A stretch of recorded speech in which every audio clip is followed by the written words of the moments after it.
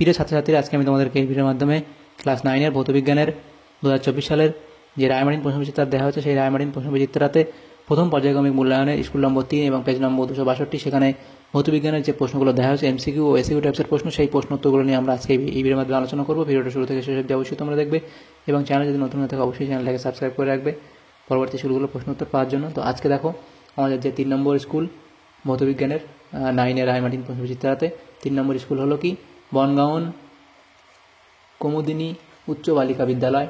সেখানে গ্রুপ এর মধ্যে এমসিকিউ টাইপ প্রশ্ন, সঠিক উত্তরটি নির্বাচন করো। প্রথম প্রশ্নে বলা আছে বলের মাত্রিয় সংকেত। বলের মাত্রিয় সংকেত কি?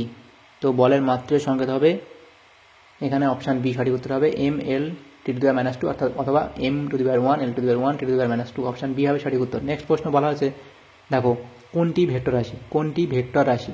দৈর্ঘ্য, ভর, ওজন নাকি আয়তন? তো এটা হবে ভেক্টর রাশি, হলো অপশান সি, হলো ওজন হলো ভেক্টর রাশি।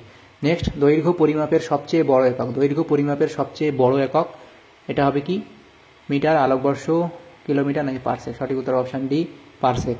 আচ্ছা, নেক্সট প্রশ্ন বলা আছে সূর্যের চারিদিকে পৃথিবীর গতি হলো ঘূর্ণন গতি, বৃত্তীয় গতি, চলন গতি নাকি মিশ্র গতি? সঠিক উত্তর হবে অপশান বি, বৃত্তীয় গতি। নেক্সট প্রশ্ন, একটি কণা আর ব্যাসার্ধের বৃত্তাকার পথের অর্ধেক অতিক্রম করলে এর সরণ কত হবে? দেখো এর সরণ কত হবে বলেছে, সেটা আমাদেরকে বার করতে হবে। একটি কণা আর ব্যাসার্ধের বৃত্তাকার পথের অর্ধেক, তো যদি এটা একটা বৃত্ত হয় এবং আর ব্যাসার্ধ, তার ব্যাসার্ধ হচ্ছে আর, এই ব্যাসার্ধের অর্ধেক এই পথের কি বলেছে ব্যাসার্ধের আর ব্যাসার্ধের বৃত্তাকার পথের অর্ধেক অতিক্রম করলো। আচ্ছা, যদি এখান থেকে শুরু করে সে অর্ধেক আসলো, এই অবধি আসলো, সে এখানে সে শেষ করলো, তাহলে তার সরণ কত? এটা কিন্তু নয়, এটা হলো তার কতটা দূরত্ব ট্রাভেল করে সেটা। তো আমাদের চেয়েছে সরণ কত, তাহলে এখান থেকে এতটা ফার্স্ট বিন্দু থেকে, শুরু বিন্দু থেকে শেষ বিন্দু পর্যন্ত দূরত্বকে আমরা সরণ বলি, সরাসরি দূরত্বকে। তো এটা হলো কি আর এবং আর 2r, তাহলে অপশান ডি হবে সঠিক উত্তর। নেক্সট প্রশ্ন, ক্লোরিন পরমাণুর সবচেয়ে বাইরের কক্ষের ইলেকট্রন সংখ্যা। ক্লোরিন পরমাণুর সবচেয়ে বাইরের কক্ষপথে ইলেকট্রন সংখ্যা কত হবে? আচ্ছা, ক্লোরিনের পারমাণবিক ক্রমাঙ্ক হচ্ছে 17। ক্লোরিনের পারমাণবিক ক্রমাঙ্ক হলো 17, তো সেভাবে কীটা হবে 2, 8 এবং 7, তাহলে বাইরের কক্ষপথে করা থাকবে 7টি ইলেকট্রন, অপশান ডি এখানে তোমাদের সঠিক উত্তর হবে। নেক্সট প্রশ্ন, পরমাণুর নিউক্লিয়াসে থাকে ইলেকট্রন, প্রোটন, নিউট্রন নাকি প্রোটন ও নিউট্রন উভয়ই?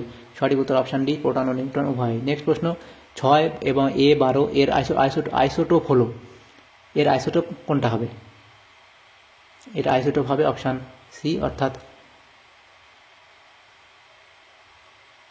6A13, এর আইসোটোপ হলো এত, যাতে পারমাণবিক সংখ্যা সমান। আচ্ছা, এমসিকিউ টাইপ প্রশ্নগুলো হয়ে গেল। তারপর বিভাগ বি অর্থাৎ গ্রুপ বি এর মধ্যে যে প্রশ্ন আছে সেই প্রশ্ন উত্তরগুলো আমাদের দেখে নিতে হবে। গ্রুপ বি এর মধ্যে 2000 প্রশ্ন। নিচের প্রশ্নগুলি অতি সংক্ষিপ্ত উত্তর দাও, বিকল্প প্রশ্নগুলি লক্ষণীয়। প্রথম প্রশ্ন, ঘনকোণের একক লেখো। ঘনকোণের একক লেখো। ঘনকোণের কোনো একক নেই, এটি হলো এককবিহীন রাশি, তো লিখবে এটি এককবিহীন রাশি বা একক নেই। পরের প্রশ্ন বলা আছে বস্তুর ভর কোন যন্ত্রের সাহায্যে মাপা হয়? বস্তুর ভর কোন যন্ত্রের সাহায্যে মাপা হয়? এটা হলো সাধারণ তুলা যন্ত্রের সাহায্যে মাপা হয়। বস্তুর ভর মাপা হয় সাধারণ তুলা যন্ত্রের সাহায্যে মাপা হয়। অথবা এই প্রশ্ন ছিল 1 অ্যাংস্ট্রম সমান কত মিটার? এটা হবে 10⁻⁻10 মিটার। নেক্সট প্রশ্ন, 1 ডাইন সমান কত নিউটন? 1 ডাইন সমান 10⁻5 নিউটন। 1 ডাইন সমান 10⁻5 নিউটন, তাহলে এটা হলো। নেক্সট, নিউটনের কোন গতিসূত্রকে জার্ডের সূত্র বলা হয়? নিউটনের কোন গতিসূত্রকে জার্ডের সূত্র বলা হয়?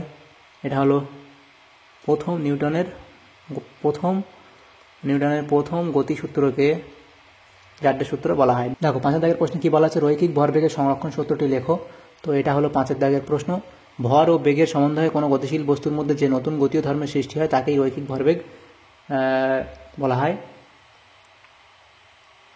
অথবা দিয়ে প্রশ্ন ছিল কি বলের সংযোজন সামান্তরিক সূত্র লেখো। বলের সংযোজনের সামান্তরিক সূত্রটি লেখো। এটা হবে এটা অথবা দিয়ে প্রশ্ন, এটা অথবা দিয়ে যে প্রশ্ন ছিল সেটা, একই বিন্দুতে ক্রিয়ারত দুটি সমজাতীয় বলকে কোনো সামান্তরিকের দুটি বাহু দ্বারা মান ও দিকে সূচিত করলে সামান্তরিকের সন্নিহিত বাহু দুটি ছেদ বিন্দু দিয়ে অঙ্কিত কর্ণ ওই বল দুটির লব্ধিকে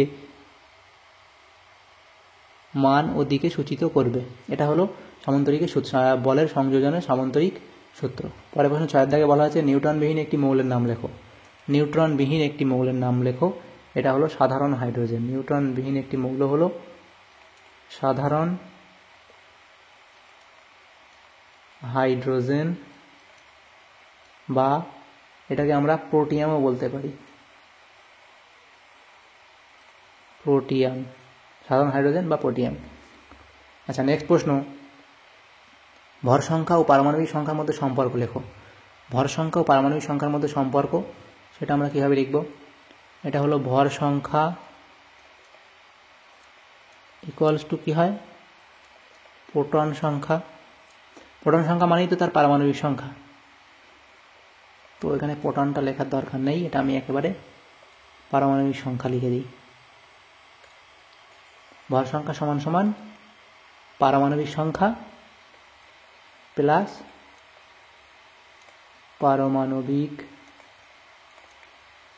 সংখ্যা প্লাস নিউটন সংখ্যা।